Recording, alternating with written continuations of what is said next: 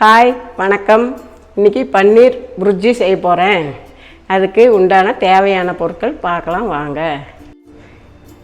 எண்ணெய் 2 table spoon, பெரிய வெங்காயம் 2 சிறியது, இஞ்சி பூண்டு விழுது 1/2 டீஸ்பூன், தக்காளி 2, மஞ்சத்தூள் 1/2 டீஸ்பூன், மிளகாய்த்தூள் 1 டீஸ்பூன், சீரகத்தூள் 1 டீஸ்பூன், கரம் மசாலா 1 டீஸ்பூன், தண்ணி 1 கப்பு, உப்பு தேவையான அளவு, பச்சை மிளகாய் 2, குடமிளகாய் 1/2, நெய் 2 டேபிள் ஸ்பூன், பன்னீர் 400 கிராம், கஸ்தூரி மேத்தி 1 டீஸ்பூன்.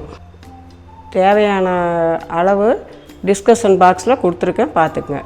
இப்போது கடாயை ஸ்டவ்வில் வச்சு ஸ்டவ் ஆன் பண்ணலாம். சட்டி சூடாயிருச்சு, எண்ணெய் ஊற்றலாம். இப்போ கட் பண்ணி வச்ச வெங்காயத்தை போடலாம். இப்போ வெங்காயம் எவ்வளோ பொடியாக கட் பண்ண முடியுமோ அவ்வளோ பொடியாக கட் பண்ணிக்கங்க. ரொம்ப சிறுசாக கட் பண்ணிக்கங்க. நல்லா இப்படி பொடிசாக கட் பண்ணாதான் சாப்பிட்றதுக்கு நல்லாயிருக்கும். இப்போது வெங்காயம் வணங்கிருச்சு. இஞ்சி பூண்டு பேஸ்ட்டு போட்டுக்கலாம். இஞ்சி பூண்டு போட்டதே கொஞ்சம் அடி பிடிக்கும், அதனால் உடனே தக்காளி போட்டுருங்க. தக்காளி போடுறேன்.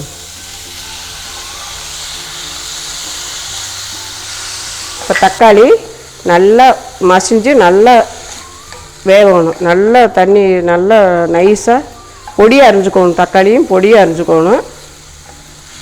நல்லா வதக்கணும். இது நல்லா ஒரு 5 நிமிஷமாவது, தக்காளி போட்டதே ஒரு 5 நிமிஷமாவது வேகணும். இப்போது தக்காளி நல்லா வணங்கிருச்சு. இந்த எடுத்து வச்ச மசாலா பூரா கொட்டிக்கலாம்.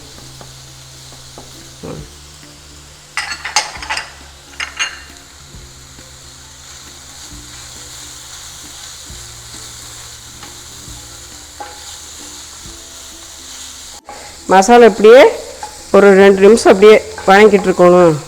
இப்போது 1 கப் தண்ணி ஊற்றிடணும். 1 கப் தண்ணி ஊற்றிட்டேன். இப்போ தண்ணி மசாலா இது எல்லாமே நல்லா ஒன்று சேர்கிற வரைக்கும் நல்லா இப்படி வணக்கிவிட்டுக்கிட்டே இருக்கணும். அடுப்பை சிம்மாக வச்சுக்கோங்க, குறைச்சி வச்சுக்கோங்க. ஏன்னா இது அடி பிடிக்கும். சிம்மாக வச்சுட்டு நல்லா இந்த மசாலா தண்ணி எல்லாம் நல்லா நல்லா கொதிக்க விடுங்க. இப்போ பாருங்கள், மிளகாய் போடுறேன். நல்லா கொஞ்சம் தண்ணியெல்லாம் சுண்டிருச்சு. மிளகாயும் உப்பு போடுறேன். இப்போ நல்லா கிளறி விட்டோங்க. நல்லா இப்போ நல்லா கலக்கணும். நல்லா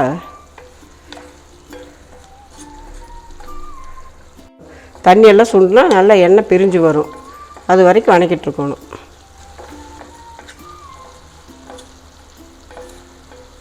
இப்போ பாருங்கள், நல்லா எண்ணெய் திரண்டு வந்துருச்சு. இப்போ குடமிளகா போட்டுடலாம். குடமிளகா கலர் இதாகக்கூடாது, அப்படியே பச்சையாகவே இருக்கணும். அதனால் மீடியம் சைஸில் வச்சு அப்படியே ஒரு 2 நிமிஷம் இப்படியே கிளறிக்கிட்டு இருக்கணும். மிளகாய் கலர் மாறக்கூடாது. கலர் மாறாமல் இருந்தால் தான் பார்க்குறதுக்கு கலர்ஃபுல்லாக இருக்கும். இப்போது நெய் ஊற்றிக்கலாம். நெய் ஊற்றினா தான் கொஞ்சம் பளபளன்னு நல்லாயிருக்கும்.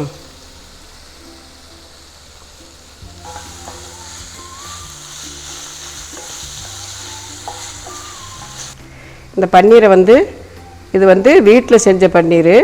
கொஞ்சம் அப்படியே சின்ன சின்னதாக பொடி பொடியாக அப்படியே பிணைஞ்சு விட்டுக்கணும். இந்த பன்னீர் வீட்டில் எப்படி தயாரிக்கிறதுன்னு அடுத்த ரெசிபியில் நான் சொல்கிறேன். எல்லாம் ஒன்று சேர்ந்து கலர்ஃபுல்லாக எல்லாம் திரண்டு வந்துருச்சு. இப்போ உதுத்து வச்ச பன்னீரை போடலாம். இப்போ அடுப்பை கொஞ்சம் வேகமாக வச்சுக்கலாம். வேகமாக வச்சு பன்னீர் குழையாத அளவுக்கு 2 நிமிஷம் அப்படியே தொலைவி இறக்கிடலாம். இப்போ 2 நிமிஷம் ஆயிடுச்சு. இப்போ ஸ்டவ் நிறுத்திடலாம். கஸ்தூரி மேத்தியை இப்படி நல்லா கசக்கி பருகில் போட்டு அப்படியே ஒரு கிளறிக்கலாம்.